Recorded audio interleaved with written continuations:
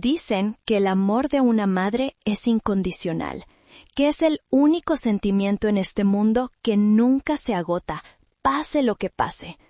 Dicen que una madre siempre tendrá los brazos abiertos para recibir a su hijo, sin importar los errores que haya cometido.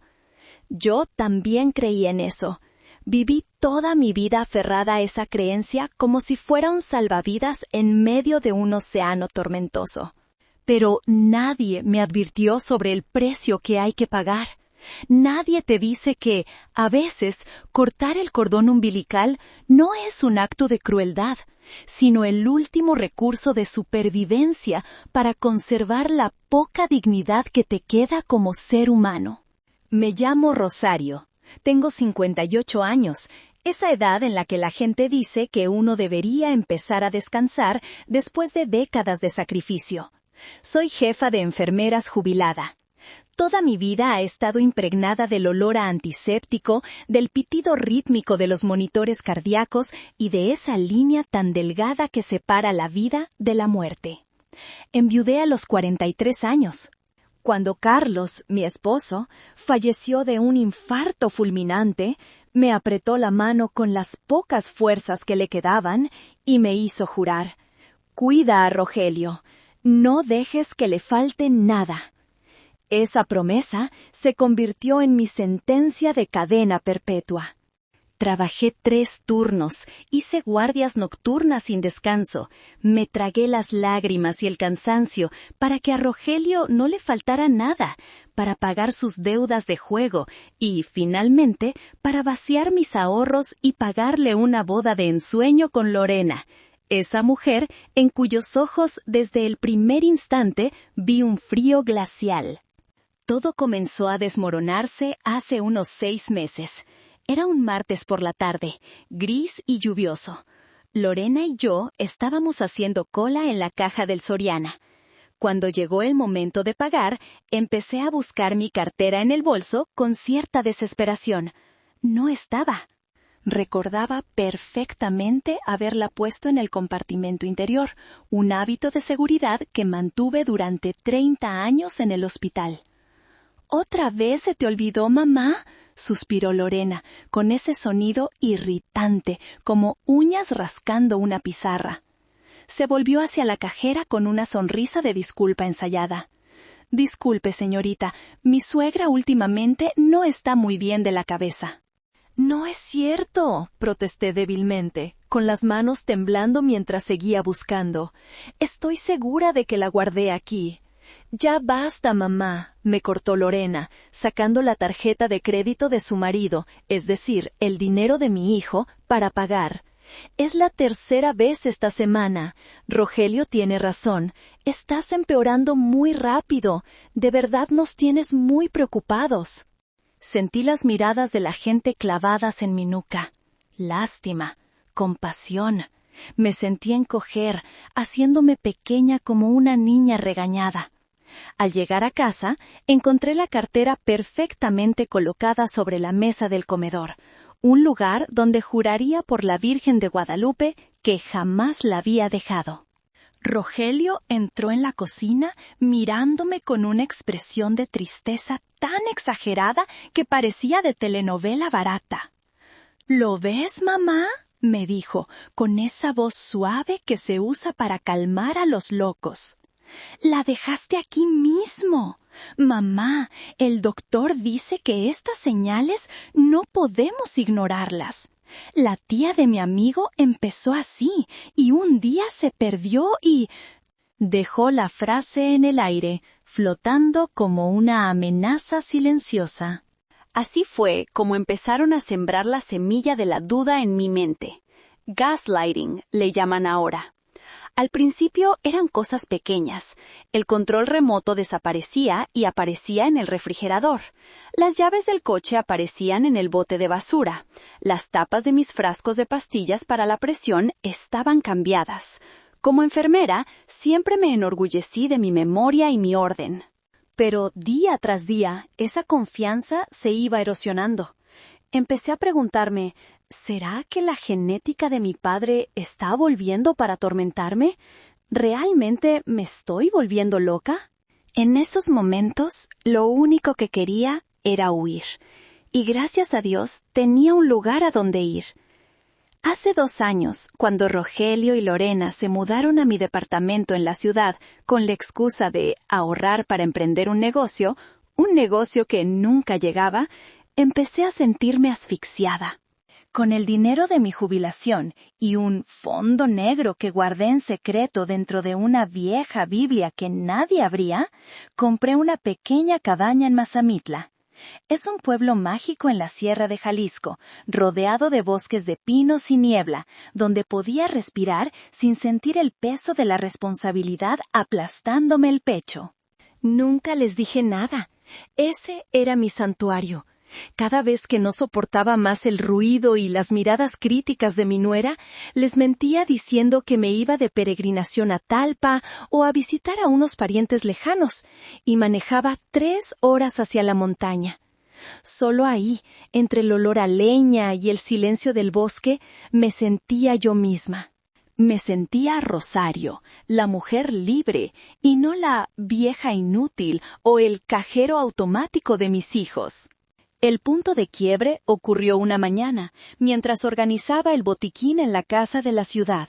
Busqué el frasco de mis multivitamínicos, que tomaba religiosamente cada mañana. Pero al vaciar una pastilla en mi mano, me detuve en seco. La pastilla era de un azul pálido, ovalada, no amarilla y redonda como siempre. La acerqué a mi nariz, la olí y probé una pizca del polvo con la punta de la lengua. Ese sabor amargo inconfundible. Era diazepam. El corazón me empezó a latir con fuerza, no por miedo, sino por una furia que me quemaba las entrañas. Soy enfermera, sé lo que es el diazepam. Es un sedante fuerte.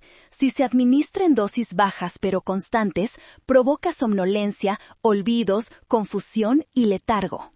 No estaban esperando a que envejeciera. Me estaban drogando. Estaban fabricando mi demencia. Apreté el frasco con tanta fuerza que mis nudillos se pusieron blancos. Un escalofrío recorrió mi espalda, más frío que el viento de la sierra. El hijo que amamanté, por el que velé noches enteras cuando tenía fiebre, por el que sacrifiqué mi juventud, ahora estaba mezclando sedantes en mis vitaminas para probar que su madre estaba loca. ¿Por qué? ¿Cuál era el motivo? Sabía que Rogelio era flojo, pero no lo creía capaz de tal maldad. Seguro era idea de Lorena, y probablemente de su madre, esa mujer ambiciosa llamada Yolanda. Decidí callar. Cambié el frasco adulterado por uno nuevo que tenía escondido y guardé las pastillas azules como evidencia. Necesitaba saber hasta dónde eran capaces de llegar. Necesitaba pruebas irrefutables antes de dar el golpe final. «Mamá, este fin de semana te llevaré con un psiquiatra», dijo Rogelio durante la cena, sin atreverse a mirarme a los ojos. Lorena consiguió cita con uno muy bueno, especialista en geriatría. «Está bien», respondí, forzando una sonrisa débil, tratando de controlar el temblor en mi voz. «Pero primero quiero ir a una última peregrinación. Necesito rezar para que mi mente se aclare». «¿Otra vez te vas?» Lorena frunció el ceño, molesta. «Es peligroso que manejes sola en tu estado». «Me iré en el autobús de la iglesia. No te preocupes», mentí sin pestañear. El viernes por la mañana tomé mi maleta y salí, pero no fui a la iglesia. Manejé directo al hospital privado donde trabaja el licenciado Serrano, un viejo amigo y abogado de la familia. Le pedí un análisis toxicológico completo de sangre. Después conduje hacia Mazamitla, pero esta vez, al acercarme a mi refugio, no sentí la paz de siempre. Una intuición me decía que algo andaba mal. Antes de llegar a la cabaña, abrí la aplicación de las cámaras de seguridad en mi celular, un sistema que instalé hace apenas un mes por precaución. La pantalla se iluminó y sentí que el alma se me caía a los pies. Frente a mi cabaña secreta, ese lugar que creí que nadie conocía, estaba la camioneta roja de Rogelio. Y peor aún, bajando del vehículo, estaban Lorena y su madre Yolanda. Estacioné mi auto en un camino de tierra a medio kilómetro. Me puse unos lentes oscuros y un rebozo sobre la cabeza, y caminé entre los pinos para acercarme a la casa por la parte trasera. Sabía que la ventana de la cocina tenía el seguro roto. Contuve la respiración, moviéndome como un gato montés, y me pegué a la pared de madera. Las risas se escuchaban desde afuera. El olor a perfume barato de Yolanda salía por la ventana, contaminando el aire puro de mi bosque. Me asomé por la rendija de la cortina. Lo que vi hizo que la sangre me hirviera. Yolanda, esa mujer que siempre despreció mi departamento en la ciudad llamándolo caja de zapatos, estaba en mi recámara. Había abierto mi armario y sacado mi mascada de seda Hermes, un lujo que me permití después de años de ahorro. Se la estaba enrollando en ese cuello lleno de arrugas y papada, mirándose al espejo con vanidad. «Esto me queda mucho mejor a mí que a esa vieja ranchera», dijo Yolanda, con su voz aguardentosa. «Hija, ¿estás segura de que la bruja no sabe nada?» «Tranquila, mamá», respondió Lorena desde la sala, paseándose como si fuera la dueña. «La vieja ya no sabe ni en qué día vive. Las pastillas que le da Rogelio están funcionando de maravilla. Ayer ni siquiera recordaba dónde dejó la cartera. Le pusimos un GPS a su coche hace un mes. Ella cree que se escapa en secreto, pero cada movimiento lo vemos en el celular». ¿Con qué era eso? Un GPS. Fui tan ingenuo al creer que podía burlar a estos lobos con trucos viejos. Rogelio entró en mi campo de visión, sosteniendo una botella de vino. Era el Gran Reserva de 1998, la única botella que me quedaba de Carlos, la que guardaba para el día en que naciera mi primer nieto. Ahora estaba siendo descorchada por las manos de mi hijo traidor para emborrachar a su suegra. «Pero, oye», dijo Rogelio titubeando, no por remordimiento, sino por cobardía, «el abogado dice que necesitamos más pruebas. Los videos de mamá despistada no son suficientes para que el juez declare la incapacidad mental». «Pues fabricamos las pruebas», espetó Lorena, arrebatándole la copa. «La próxima semana es Nochebuena. Haremos una gran cena. Invitaremos a toda la familia. Le cambiaré la dosis por una más fuerte. Delante de todos, haré que pierda los estribos o que alucine. Lo grabaré todo. Con ese video y el expediente médico falso que me está haciendo mi amigo el doctor Martínez, la encerraremos en el asilo estatal de las afueras justo después de Año Nuevo». «¿El asilo estatal?» Rogelio hizo una mueca. «Ese lugar, dicen que es un infierno, que dejan a los viejos tirados sobre su propia suciedad». «¿Y qué?», interrumpió Yolanda, bebiéndose el vino de mi esposo de un trago. «Ya está vieja, de todos modos se va a morir. Lo que importa son los bienes. En cuanto el juez la declare incapaz, tú serás su tutor legal. Esta cabaña, el departamento de la ciudad, su pensión, todo pasará a tu control. Entonces yo me vendré a vivir aquí para administrarles el Airbnb. Y esta recámara, señaló mi cama con descaro, será mía». Me quedé petrificada, tapándome la boca para no gritar. Las lágrimas me corrían por la cara, calientes y saladas. No eran lágrimas de tristeza, eran lágrimas de despertar. En ese instante, la imagen de mi niño pequeño se desvaneció para siempre. Solo quedaba un hombre débil, cómplice de dos arpías que estaban destrozando a su propia madre. «Cría cuervos y te sacarán los ojos». Nunca un refrán dolió tanto. Saqué mi teléfono. Mis manos ya no temblaban. Activé la cámara y la pegué a la ventana. Lo grabé todo. Grabé el brindis por su futura libertad. Grabé la confesión sobre las pastillas, Grabé el plan macabro del asilo. Después de 15 minutos, apagué el celular y me retiré en silencio. No entré a hacer un escándalo, no grité. Soy jefa de enfermeras. Sé cómo tratar una herida gangrenada. No la vendas esperando que sane sola. La cortas, la amputas por completo, aunque duela, para salvar el resto del cuerpo. Manejé de regreso a la ciudad esa misma noche. Al día siguiente fui a ver al licenciado Serrano. Cuando vio el video y los resultados toxicológicos positivos a diazepam, su rostro envejecido pasó del rojo a la palidez absoluta por la ira. Rosario, me dijo con voz temblorosa, esto es criminal. Podemos meterlos a la cárcel ahora mismo. No, dije, mirando a la nada. La cárcel es demasiado fácil. Quiero que sientan lo que es perderlo todo, justo cuando crean que lo tienen todo. Esperaremos a Nochebuena. Los días siguientes fueron una actuación digna de un Oscar. Fingí estar más perdida que nunca. Llamé a Lorena por el nombre del perro muerto del vecino.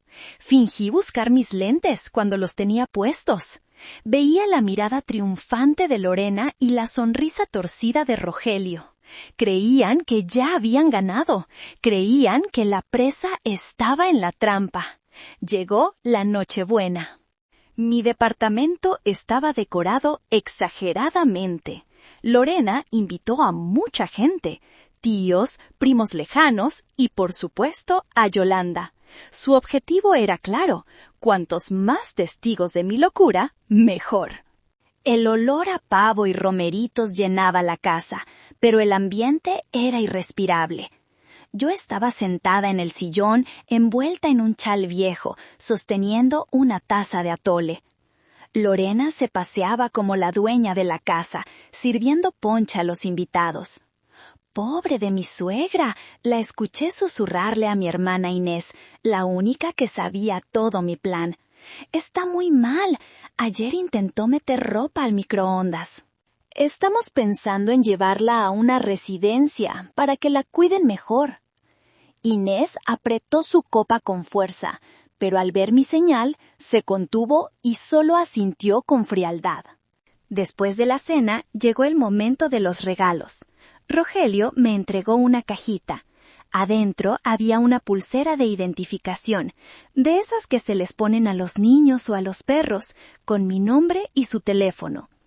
«Por si te pierdes, mamá, para que sepan dónde devolverte», dijo en voz alta para que todos notaran su bondad. Yolanda chasqueó la lengua. «¡Qué buen hijo eres!». «Doña Rosario tiene mucha suerte». Lorena se paró en medio de la sala y aplaudió pidiendo atención. «Familia, antes de partir la rosca, quiero proyectar un video de recuerdos de este año, para que veamos lo valioso que es el tiempo ahora que la salud de mamá Rosario está decayendo». Le guiñó un ojo a Rogelio. Sabía perfectamente lo que iba a poner. Seguramente videos míos drogada, tropezando o diciendo incoherencias. «Un momento», dije. Mi voz sonó clara, fuerte, sin rastro de la anciana débil que había fingido ser. Me puse de pie, tirando el chal viejo al suelo, y enderecé la espalda. Todos se giraron sorprendidos. «¿Mamá?», Rogelio frunció el ceño. «Yo también tengo un regalo para ustedes». Sonreí, esa sonrisa que ensayé 1000 veces frente al espejo, la sonrisa del verdugo. Y creo que encontré un video mucho más interesante. Saqué de mi bolsillo el control remoto del proyector, que había escondido previamente, y cambié la fuente de entrada. La pantalla gigante en la pared dejó de mostrar fotos familiares y mostró una imagen temblorosa pero nítida, grabada desde una ventana. El audio retumbó en la sala. «Cuando la encerremos en el asilo, voy a convertir este cuarto en mi salón de yoga». La voz de Lorena sonó chillona y cruel. La sala se quedó en un silencio sepulcral. Las sonrisas se borraron. Lo que importa son los bienes, esta cabaña, el departamento, su pensión, siguió la voz de Yolanda. Yolanda soltó el plato de postre que tenía en la mano. El sonido de la porcelana rompiéndose fue como un disparo. Y finalmente, la voz de mi hijo. La próxima semana la haré enojar para lavarla. El abogado dice que solo necesitamos video de ella desvariando. El video terminó. Nadie respiraba. Todas las miradas se clavaron en las 3 personas paradas en medio de la sala como estatuas de sal. Lorena estaba pálida como un fantasma. Los labios le temblaban. Rogelio me miraba con ojos desorbitados, llenos de terror. «Mamá», balbuceó Rogelio, dando un paso hacia mí. «Mamá, déjame explicarte. Es un malentendido». «¿Un malentendido?», lo interrumpí, con voz gélida. Arrojé la carpeta con los análisis de sangre sobre la mesa de centro. «Entonces, explícame esto. Diazepam, en mi sangre, cuando yo solo tomo las vitaminas que tu esposa me da en la mano». Los murmullos estallaron. Los parientes empezaron a señalar, mirando a mi hijo y a su mujer con asco. ¿Dicen que estoy vieja? ¿Que estoy loca? ¿Que soy una carga? Caminé hacia ellos, despacio, con la dignidad de una reina. ¿Querían meterme en ese asilo de mala muerte para quedarse con mi casa? Muy bien, les voy a dar el gusto en lo que respecta a la casa. Mi hermana Inés abrió la puerta principal. El licenciado Serrano y 2 policías entraron.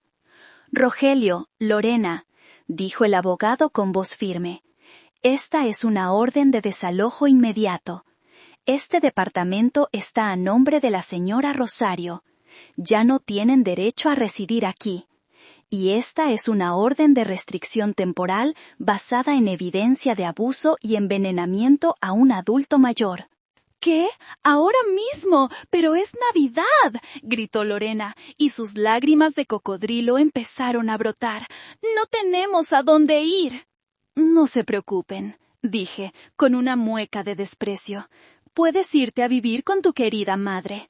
«Ah, espera, ella también vive de renta, ¿verdad? Pues buena suerte». Me giré hacia Yolanda, que intentaba esconderse entre la gente para escapar. «¿Y usted, consuegra? Esa mascada», señalé la seda que llevaba al cuello, la vi probándosela en mi recámara de Mazamitla. «Quédesela, considérela el último regalo que le doy a su barata dignidad». La mujer se puso roja como un tomate, se arrancó la mascada, la tiró al suelo y salió corriendo por la puerta. «¡Mamá! ¡No puedes hacerme esto! ¡Soy tu hijo!». Rogelio se tiró al suelo, agarrándose de mi vestido. «Mamá, perdóname, me manipularon, yo no quería». Miré hacia abajo, a ese hombre que una vez fue mi bebé.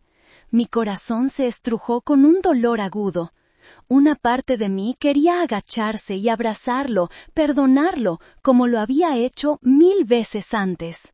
Pero entonces la imagen de la pastilla azul volvió a mi mente. La imagen de él brindando con el vino de su padre por mi desaparición. Me solté de su agarre y me sacudí el vestido como si tuviera polvo. «Tienes razón, Rogelio, estoy vieja, y los viejos necesitamos paz. Y en mi paz no hay lugar para la gente que intentó matarme en vida». Me di la vuelta, caminé hacia mi habitación y cerré la puerta con llave. Escuché los gritos, las súplicas y finalmente el sonido de la patrulla alejándose. Esa Nochebuena cené tamales recalentados con mi hermana Inés. No hablamos mucho, solo escuchamos las campanas de la iglesia a lo lejos. Por primera vez en meses, mi mente estaba completamente clara, sin la niebla de los sedantes y sin la niebla del amor ciego. 3 meses después. Estoy sentada en el porche de mi cabaña en Mazamitla. El viento de la tarde sopla entre los pinos creando esa música eterna que tanto amo. El aire fresco me llena los pulmones. Acabo de llegar del mercado, con la canasta de la bicicleta llena de fruta fresca y un ramo de cempasúchil, aunque no sea temporada. Me gustan sus colores. Todo en la ciudad quedó resuelto. Vendí el departamento viejo, ese lugar lleno de fantasmas, y me mudé definitivamente aquí. Con el dinero de la venta, doné una buena parte a un orfanato local, y el resto lo puse en un fideicomiso para mi vejez, blindado para que nadie pueda tocarlo. En cuanto a Rogelio y Lorena, su caída fue más rápida de lo que imaginé. Después del escándalo de Navidad, Lorena fue despedida de la inmobiliaria. Nadie confía en un agente que estafa a su propia suegra. Sin mi dinero y con las deudas de sus tarjetas de crédito ahogándolos, se destrozaron mutuamente. Mi hermana me contó que Lorena le pidió el divorcio y dejó a Rogelio con todas las deudas. Ahora, mi hijo de oro trabaja cargando cajas en la central de abastos y vive en un cuarto de azotea. Ayer sonó mi teléfono. Era un número desconocido, pero sabía que era él. Me quedé mirando la pantalla un buen rato. Una parte de mí, la madre abnegada, quería contestar. Quería escuchar su voz, aunque fuera para oír una mentira más. Pero luego miré hacia mi jardín. Los rosales que planté están floreciendo. Mi perro, un Golden Retriever que adopté hace poco, corretea feliz por el pasto. Esta vida es demasiado hermosa, demasiado tranquila para dejar que las sombras del pasado la oscurezcan. Rechacé la llamada y bloqueé el número. Tomé la llave de mi casa, la única llave que existe, sin copias para nadie más, y la colgué en el gancho. Muchos en la familia todavía murmuran a mis espaldas.